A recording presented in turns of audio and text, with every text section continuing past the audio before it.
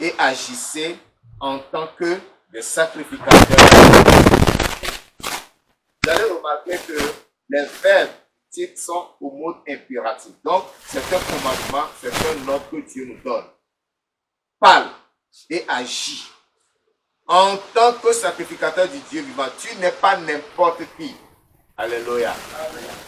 Tu es sacrificateur. Jésus-Christ nous a sauvés. Et il a fait de nous des sacrificateurs selon sa parole. Donc, il n'y a plus de sacrificateurs établis selon l'ordre lévitique. Mais les sacrificateurs sont établis selon l'élection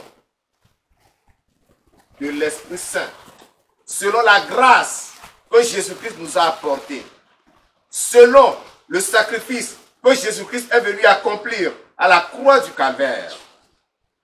Apocalypse chapitre 1, versets 5 et 6. Apocalypse chapitre 1, versets 5 et 6. Nous lisons.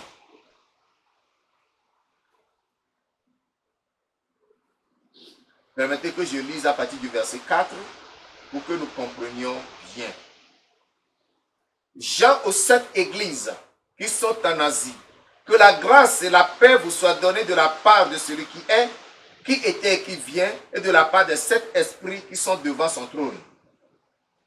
Et de la part de Jésus-Christ, le témoin fidèle, le premier-né des morts et le prince des rois de la terre, à celui qui nous aime, qui nous a délivrés de nos péchés par son sang et qui a fait de nous un royaume des sacrificateurs pour Dieu son Père. À lui soit la gloire et la puissance au siècle des siècles. Amen. Je reprends le verset 6. Et qui a fait de nous un royaume des sacrificateurs. Alléluia. Pourquoi il a fait de nous un royaume? Pourquoi il a fait de nous des sacrificateurs?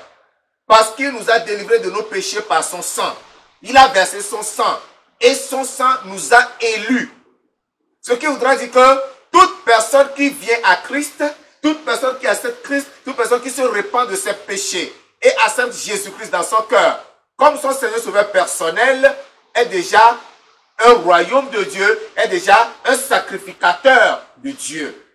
Alléluia. Tu es le sacrificateur du Dieu vivant. C'est pour cette raison que quand Jésus-Christ a poussé le cri et qu'il a dit, Père, entre tes mains je remets mon esprit, le voile qui séparait le lieu très saint du lieu saint s'était déchiré en deux du haut en bas. Pour nous dire qu'on n'a plus besoin d'un souverain sacrificateur qui puisse entrer en présence de Dieu une fois par an pour nous obtenir l'expiation de nos péchés. Mais que chacun de nous est libre d'entrer en présence de Dieu 24 heures sur 24, du 1er au 31, et durant tous les 365 jours de l'année, pour obtenir l'expiation, le pardon de ses péchés. Ceci étant, tu es devenu ainsi un souverain sacrificateur. Donc, en tant que des sacrificateurs, ne nous méprisons pas, ne nous minimisons pas. Reconnaissons la grâce que Dieu nous a faite. Reconnaissons la position à laquelle Dieu nous a élevés. Il n'y a que des chrétiens ignorants qui vivent dans la bassesse spirituelle, qui vivent dans l'infantillage spirituel, qui se comportent comme des bébés. Je vais te dire ce soir que tu n'es pas n'importe qui. Tu es un sacrificateur du Dieu vivant. Alléluia. Tu as la capacité d'intercéder pour les autres et tu le fais bien. Seulement que tu étais ignorant du fait que tu es un sacrificateur. Ça, je le dis aujourd'hui que tu es un sacrificateur, que tu n'es pas n'importe qui. Chapitre 5 de l'Apocalypse toujours. Chapitre 5 du verset 8 au verset 10. Chapitre 5, verset 8 au verset 10 qui nous dit: quand il eut pris le livre, les 4 êtres vivants et les 24 vieillards se prosternèrent devant l'agneau, tenant chacun une harpe et des coupes d'or remplies de parfums, qui sont les prières des saints. Et ils chantaient un cantique nouveau en disant: tu es digne de prendre le livre et d'en ouvrir les sceaux, car tu as été immolé, et tu as racheté pour Dieu par ton sang des hommes de toute tribu, de toute langue, de tout peuple et de toute nation. Tu as fait d'eux un royaume et des sacrificateurs pour notre Dieu, et ils régneront sur la terre. Alléluia. Que les sacrificateurs disent Amen. Amen. C'est très intéressant. Je vais reprendre le verset 9. Et ils chantaient un cantique nouveau en disant, c'est-à-dire les anges dans les cieux, les 24 vieillards et les 4 êtres vivants, tous louaient Dieu avec des instruments de musique, avec la harpe. Et ils chantaient un cantique nouveau en disant, tu es digne de prendre le livre et d'en ouvrir les sceaux. Ils glorifiaient Jésus-Christ. Car tu as été immolé, c'est Jésus qui a été immolé. Et tu as racheté pour Dieu par ton sang des hommes de toutes tribus. De toutes tribus. Et non plus que des 12 tribus d'Israël, mais de toutes tribus dans le monde entier. Alléluia. Les tribus de toutes les nations, tous ceux qui se répandent, tous ceux qui acceptent Christ, c'est par le sang de Jésus-Christ. Et Jésus-Christ les a rachetés pour Dieu. De tout peuple et de toute nation. Verset 10. Tu as fait d'eux un royaume et des sacrificateurs pour Dieu et ils régneront sur la terre. Alléluia. Ils régneront sur la terre, ça dit qu'ils joueront le rôle de sacrificateurs pendant qu'ils vivent. Et comme Dieu écoutait les sacrificateurs, comme Dieu exauçait les sacrificateurs, il nous exaucera aussi. Et il le fait déjà. Alléluia. Et donc, c'est son sang qui nous a sauvés. C'est-à-dire que sous l'ancienne alliance, il y avait un sacrificateur, il y avait des sacrificateurs qui étaient des descendants de Lévi. Tous les sacrificateurs étaient descendants de Lévi. Parce que Aaron était fils de Lévi. Et tous les autres fils de Lévi étaient appelés des Lévites qui aidaient Aaron dans l'accomplissement de sa tâche de sacrificateur. Mais Aaron particulièrement a été distingué comme une autre lignée. D'où seront issus les sacrificateurs. C'est pour cela que au premier sacerdoce, Aaron était le souverain sacrificateur et ses fils étaient des sacrificateurs qui l'aidaient dans son ministère. Alléluia. Et ainsi, de génération en génération, ce sacrificateur, puisque ne pouvait pas vivre éternellement, était remplacé par toujours des descendants d'Aaron. Mais quand Christ est venu, il est venu avec un sacerdoce qui n'est plus transmissible, mais il est venu avec un sacerdoce éternel. À cause de son sang qui a été répandu. Afin que vous et moi, nous jouions maintenant le rôle de sacrificateur. Tu es un sacrificateur dans ta famille. Tu es un sacrificateur dans ton foyer. Tu es un sacrificateur dans ta nation. Dans l'église, tu es un sacrificateur. Alléluia. Alléluia. Tu es un sacrificateur. Et si tu es marié, tu vis dans un foyer conjugal. Le premier sacrificateur pour toi, c'est ton mari. Alléluia. C'est pour cela que les femmes doivent respecter et honorer leur mari. Vous devez le savoir. Cela est très important. Je poursuis mon message.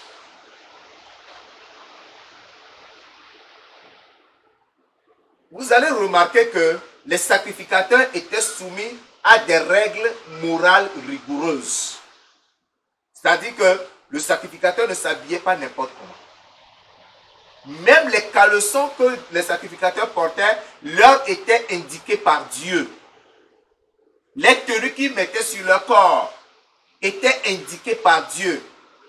On les appelle des vêtements sacerdotaux. Lorsque tu vois quelqu'un dans cette tenue, tu vas savoir que celui-là, c'est un sacrificateur. C'est quelqu'un qui porte une charge sacerdotale.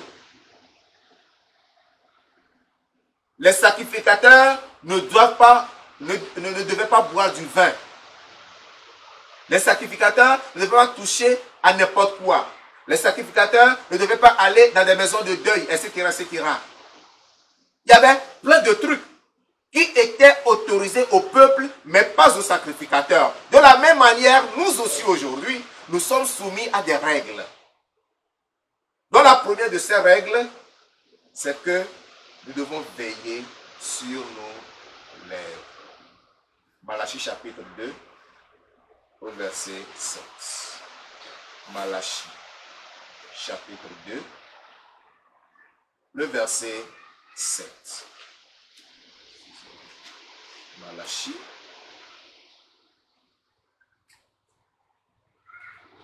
Chapitre 2, le verset 7 qui nous dit: car les lèvres du sacrificateur doivent garder la science, et c'est à sa bouche qu'on demande la loi, parce qu'il est un envoyé de l'Éternel des armées. Alléluia. Tes lèvres doivent garder la science, c'est-à-dire la connaissance, la sagesse, l'intelligence, le savoir. C'est à ta bouche qu'on viendra demander la loi. Oui, qu'est-ce que Dieu nous demande de faire? Quelle est la recommandation de Dieu? À cause de cela, tu dois garder tes lèvres pures. Ce ne sont pas des aliments que nous mettons dans nos bouches qui souillent nos lèvres. Ce n'est pas l'eau que tu bois qui souille tes lèvres. Mais ce sont des paroles qui sortent de ta bouche, qui souillent tes lèvres. C'est pourquoi tu dois veiller sur tes lèvres, sacrificateur.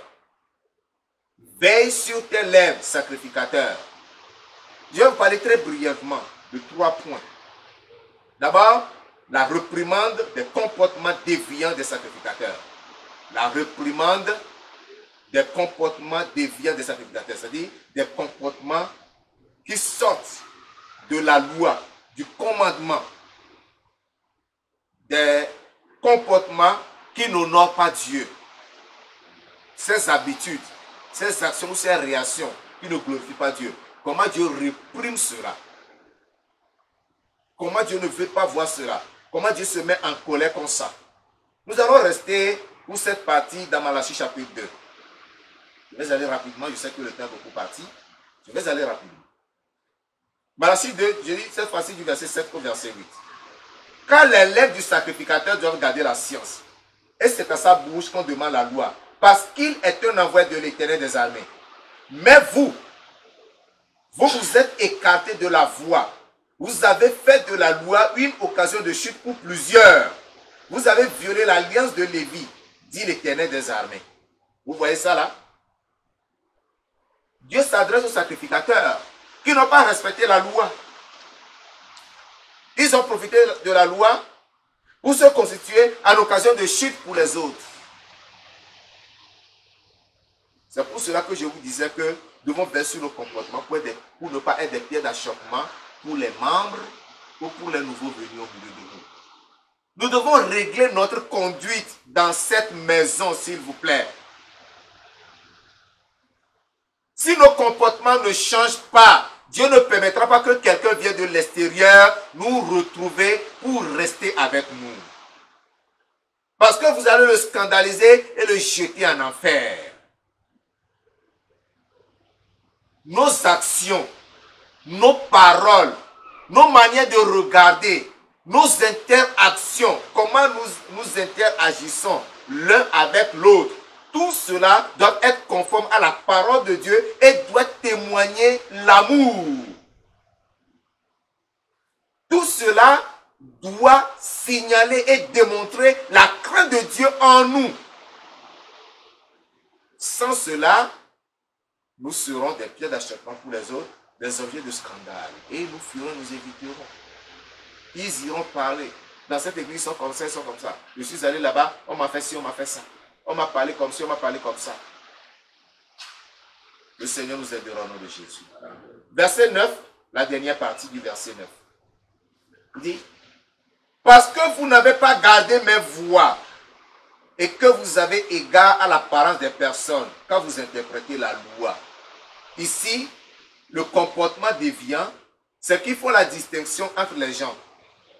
Parmi le peuple, il y a des gens de la classe supérieure, de la classe moyenne, de la classe inférieure. Lorsqu'on interprète la loi, on ne dit rien qui puisse offenser ceux de la classe supérieure, c'est-à-dire ceux qui sont aisés, les grands du peuple, on ne les touche pas. Mais on s'attaque plutôt à ceux de la classe inférieure qui n'ont aucune défense. C'est ça que le Seigneur voudra nous dire ici. Vous avez égard à l'apparence des personnes. Tu vois la personne, tu dis, au lieu de lui dire la vérité, tu lui parles des choses inutiles, qui l'honorent, qui l'élèvent. Alors que cette personne a des choses répréhensibles dans sa vie, que toi, en tant que sacrificateur, tu dois réprimer pour que la personne change d'attitude. C'est pourquoi je ne regarde la face de personne quand je lis mes messages. Quand je parle à tout le monde. C'est à prendre ou à laisser.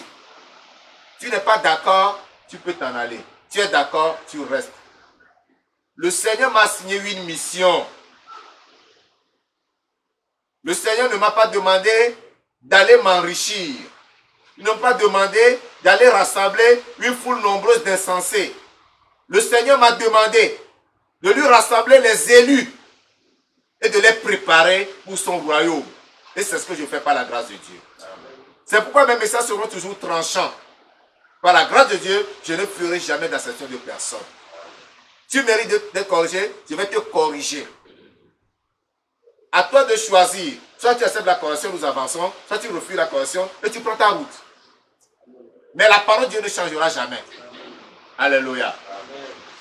Nous poursuivons la lecture. Du verset 10 au verset 11. Nous sommes dans le même chapitre, du verset 10 au verset 11. N'avons-nous pas tous un seul Père? N'est-ce pas un seul Dieu qui nous a créés? Pourquoi donc sommes-nous infidèles l'un envers l'autre, en profanant l'alliance de nos pères? Voilà l'autre chose. L'infidélité. Et par cette infidélité, c'est l'alliance que nous avons avec Dieu qui est profanée, qui est piétinée, qui est méprisée. Verset 11. Judas s'est montré infidèle et une abomination a été commise en Israël et à Jérusalem. Car Judas a profané ce qui est consacré à l'Éternel, ce qu'aime l'Éternel. Il s'est uni à la fille d'un Dieu étranger. S'unir à la fille d'un Dieu étranger. Qu'est-ce que cela nous ressemble aujourd'hui? Qu'est-ce que cela signifie pour nous aujourd'hui? Hier, je vous ai parlé du feu étranger. Aujourd'hui, on nous parle d'un Dieu étranger. Lorsque vous allez adopter une forme d'adoration qui n'est pas celle qui est biblique, c'est un Dieu étranger que vous amenez. Nous devons rester dans la droite ligne de la parole de Dieu pour tout faire conformément à cette parole. C'est pourquoi toi-même personnellement, dans ta maison, tout ce que tu vas faire, mon frère, je t'en supplie, ma soeur, je t'en supplie, ramène ça à la lumière de la parole. Pose-toi la question de savoir, est-ce que ceci est conforme à la parole de Dieu? Est-ce que ceci honore Dieu? Est-ce que Dieu permet que je fasse cela? Et si Jésus était là, le ferait-il? Pourrais-je le faire en sa présence? Pose-toi toute une multitude de questions. Essaie de trouver des questions et des réponses objectives à ces questions. Alors, tu pourras agir, c'est-à-dire le faire ou ne pas le faire. Alléluia. Le Seigneur nous aidera au nom de Jésus-Christ. Verset 13. Verset 13. Voici encore ce que vous faites. Vous couvrez de larmes l'autel de l'Éternel, de pleurs et de gémissements, en sorte qu'il n'a plus égard aux offrandes et qu'il ne peut rien agréer de vos mains. Ils vont pleurer sur l'autel de Dieu. Ils vont se lamenter sur l'autel de Dieu. Dieu ne peut plus agréer les offrandes qui sont présentées sur l'autel. Aujourd'hui, gémissement, pleurs sur l'autel, je peux dire ce sont les calomnies, ce sont les murmures, ce sont les commérages, tous ces racontards, tout ce qu'on colporte. C'est tout ça qui éloigne Dieu de nous. Il est là dans son saint temple. Que toute la terre fasse silence devant lui. Et il nous enseigne que même l'insensé, lorsqu'il se tait, il se fait passer pour quoi? Un sage. Même l'insensé, le fou, le dernier, s'il se tait là, il a l'apparence d'un sage. Mais si toi qui te dis que tu es sage, tu te mets à parler brou là, tu n'es qu'un insensé. Évitons d'avoir l'apparence d'insensé devant Dieu. Deuxième point. La répression des fautes des serviteurs audacieux et présomptueux. La répression, c'est-à-dire la punition des fautes des serviteurs audacieux et présomptueux. Alléluia. Lorsque les serviteurs de Dieu, ou les sacrificateurs, ou les disciples de Dieu commettent ces fautes répréhensibles, Dieu ne se tait pas. Parce que devant lui, il n'y a pas de différence entre les hommes. Il est prêt dans toute sa rigueur. Malachie chapitre 2. J'ai lu le verset 9, le verset 12 et le verset 13 de la partie 2. Malachie 2, verset 9, 12 et 13b. Nous lisons. Et moi, je vous rendrai méprisable et vil aux yeux de tout le peuple, parce que vous n'avez pas gardé mes voies et que vous avez égard à l'apparence des personnes quand vous interprétez la loi. Il dit, et moi je vous rendrai méprisable et vil aux yeux de tout le peuple. Vous voyez jusqu'à quel point Dieu va humilier tous ceux-là qui vont s'amuser à désobéir à Dieu. Oui, à désobéir à Dieu, à sa parole. À se donner pour être quelque chose. Alors qu'en réalité, ils ne le sont pas. Tu n'es pas à un niveau, tu vas te hisser à ce niveau pour impressionner les gens. Dieu n'aime pas ça. Si tu le fais, tu vas subir l'humiliation. Dieu va te rabaisser. C'est ça la punition qu'il préconise pour ceux qui sont audacieux, ceux qui sont présomptueux, ceux qui pensent être quelque chose, alors qu'en réalité, ils ne le sont pas. Verset 12. Et l'Éternel retranchera l'homme qui fait cela, celui qui veille et qui répond. Il le retranchera des tentes de Jacob. Et il retranchera celui qui présente une offrande à l'Éternel des armées. Vous voyez? Ça, ce n'est pas un homme qui va te retrancher. Ici, il s'agit de quoi? De ce qu'on appelle de l'excommunication. Dieu te retranche de ton peuple, ça dit que Dieu t'enlève, il t'excommunie à cause de tes graves péchés.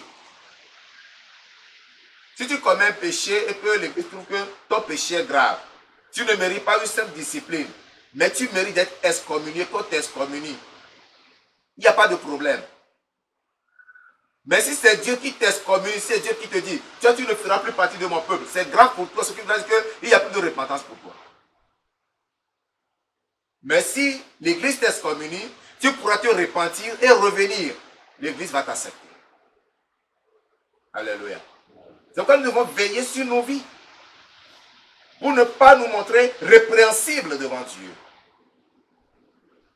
Verset 13, la partie 2. En sorte qu'il n'a plus égard aux offrandes et qu'il ne peut rien agréer de vos mains. À cause des péchés graves, Dieu ne regarde plus les offrandes que vous lui présentez. C'est-à-dire, vos prières, Dieu a fermé ses oreilles. Il ne veut plus les écouter. Toutes vos actions que vous faites pour plaire à Dieu, Dieu ne les regarde plus. Tous les services que vous rendez à Dieu, ces services n'attirent plus de bénédiction sur vous. C'est pour cela qu'Ésaïe nous dit que les oreilles de l'Éternel ne sont pas sourdes pour nous écouter, ni ses bras trop courts pour nous secourir. Mais ce sont nos péchés qui mettent une séparation entre Dieu et nous. Ce sont nos péchés. Donc, nous devons veiller sur nos vies pour ne pas arriver à ce niveau. Jérémie chapitre 23, du verset 1 au verset 2. Jérémie chapitre 23. Jérémie chapitre 23, verset 1 au verset 2.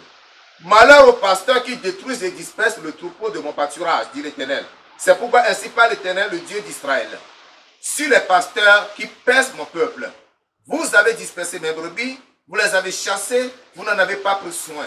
Voici, je vous châtierai à cause de la méchanceté de vos actions, dit l'Éternel. Voici, je vous châtierai à cause de la méchanceté de vos actions.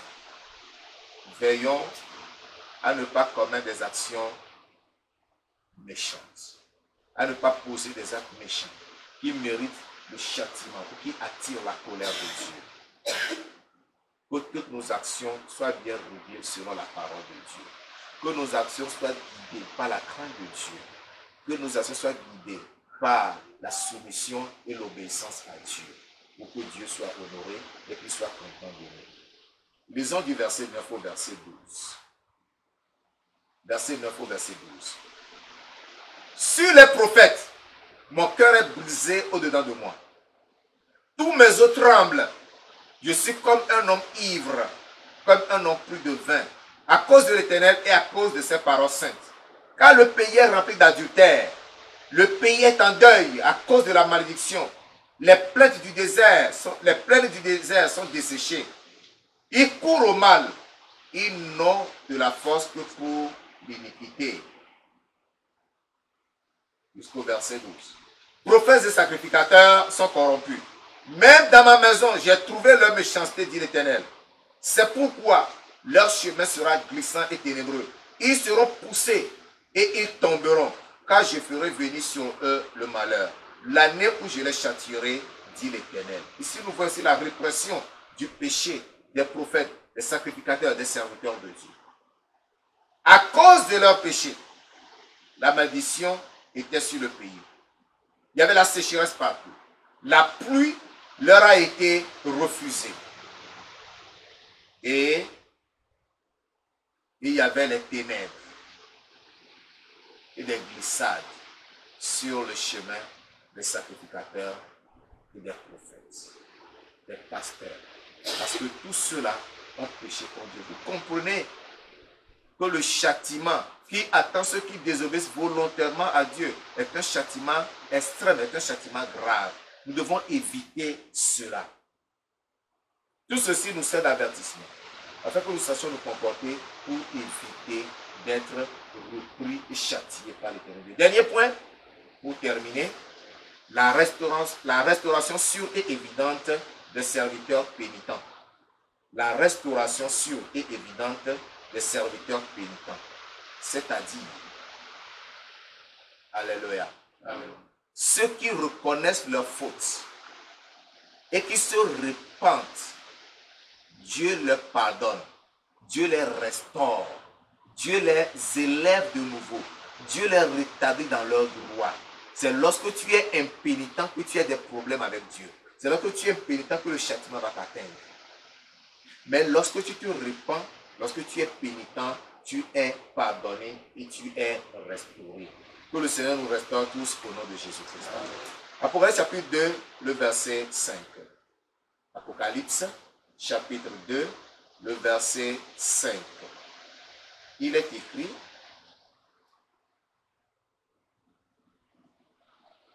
et de la part de Jésus-Christ, le témoin fidèle, le premier-né des morts et le prince des rois de la terre, à celui qui nous aime, qui nous a délivrés de nos péchés par son sang. Excusez-moi, je suis dans le chapitre 1, c'est plutôt le chapitre 2, verset 5. Excusez-moi.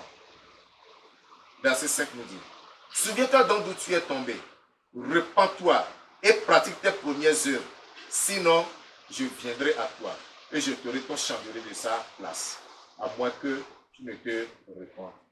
Alléluia. Le Seigneur nous appelle tous à la repentance. On ne se repent pas pour se repentir.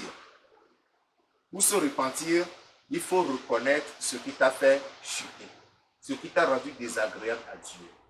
Et tu te repens de cela pour que Dieu puisse te restaurer. Parce qu'il dit que si tu ne te repens pas, il viendra ôter son chandelier de sa place.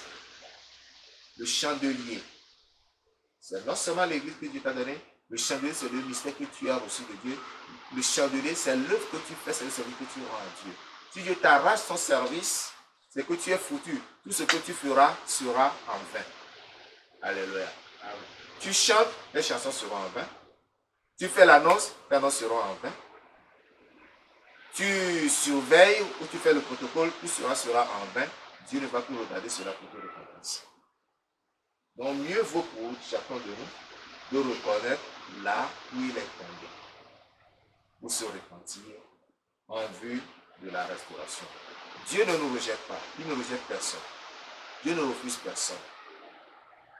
Il suffit que nous ayons l'unité de cœur et la crainte pour identifier ce qui nous a fait tomber.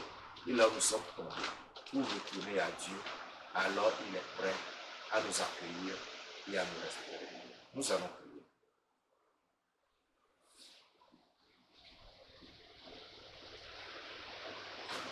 Parle au Seigneur ce soir, mon frère, ma soeur. Demande à Dieu la grâce et la miséricorde. Peut-être qu'il y a encore deux choses dans ta vie. Ce soir, nous sommes repentis de beaucoup de choses. Mais toi, personnellement, tu réalises quelque chose que tu aurais fait. Tu vas dire au Seigneur de te guider, de t'aider à revenir sur le bon et droit chemin, en vue de ta restauration, en vue de ton rétablissement. Supplie le Seigneur qu'il te fasse grâce et demande à Dieu de t'aider à garder sa parole, pour ne pas tomber dans les travers, dans la désobéissance, dans le péché, pour te rendre odieux aux yeux de Dieu. Mais que ta grâce te soutienne à avoir la crainte de Dieu, afin de lui obéir à toutes choses, afin de garder la parole et de la mettre en pratique tous les jours de ta vie. Que toutes ces actions soient réglées suivant la parole. Que tout ce que tu fais glorifie et honore Dieu. Cette grâce de laquelle tu m'as accordé le premier jour, cette grâce qui me permet, Seigneur, de vivre en toi, cette grâce qui me permet, Seigneur, de tourner le les choses, Seigneur. Je te demande, Seigneur, cette grâce, Seigneur, en ce jour. Oh Seigneur, toi qui répares le mal, toi qui acceptes auprès du Seigneur se trouve la miséricorde et la compassion. Et il ne se lasse pas de pardonner. Il est avec l'esprit abattu et le cœur brisé. Il avait le cœur contrit pour pardonner ses péchés et le restaurer. Si ton cœur est contrit ce soir, si ton cœur est brisé, si ton esprit est abattu à cause des péchés que tu as commis, à cause des fautes que tu as faites, il est prêt de toi ce soir pour te pardonner, pour te restaurer. À toi de te décider, à toi de prendre la résolution, le Seigneur de te bénir. Dis à Dieu de t'aider. Demande au Seigneur de te bénir. C'est pourquoi, Seigneur, je me connais et je demande ta grâce. Pardonne-moi et restaure-moi ce jour. Pardonne-moi et restaure-moi ce jour. Seigneur, la mission à laquelle tu m'as appelé, tu avais retiré à cause de mes iniquités. Seigneur, en ce jour, je me répare. Seigneur, accorde-moi cette mission et restaure-moi. Seigneur, pas un pitié. Seigneur, ce vêtement de sacerdoce que tu m'avais mis sur moi, tu avais été retiré à cause de mes iniquités. Aujourd'hui, je me suis réparé. Aujourd'hui, je reconnais mes fautes. Aujourd'hui, je reconnais la vie que je suis. Seigneur, je te demande la grâce. Toi qui t'es sauvé de toutes choses. Pardonne-moi dans la mémoire. Et ça qui me répond que tu es le littérature de sa grâce. Seigneur, ces jours, toi quand tu parles, tous les souviens d'esprit. En ce jour, un pitié, comme le sang qui justifie, le sang de mon regard t'aimait justifie complètement. Et accorde-moi la grâce. L'alliance de laquelle tu m'as permis, papa, que je sois sauvé, cette alliance soit encore là à ma veille. Des amis, sois moi, cette alliance qui t'est tissée, soit restaurée complètement dans ce jour. Seigneur, étends ta mère, toi qui t'es levé à moi, toi qui me parles chaque fois. Seigneur, je te demande ta grâce. Investis encore cette manteau sur moi. Investis encore cette manteau sur moi, Seigneur. Et cette grâce que tu m'as accordée. Seigneur, tu es mon Seigneur. Remercie le Seigneur parce qu'il t'a exaucé. Bénis le roi des rois. Magnifie le Dieu de toute puissance. Exalte-le parce qu'il a tout accordé. Parmi les dieux qui est semblable à toi, personne car tu es juste. Bénissons le Seigneur pour ce qu'il a fait. Merci pour la grâce infinie. Au nom de Jésus-Christ de Nazareth, nous avons prié. Amen. Amen.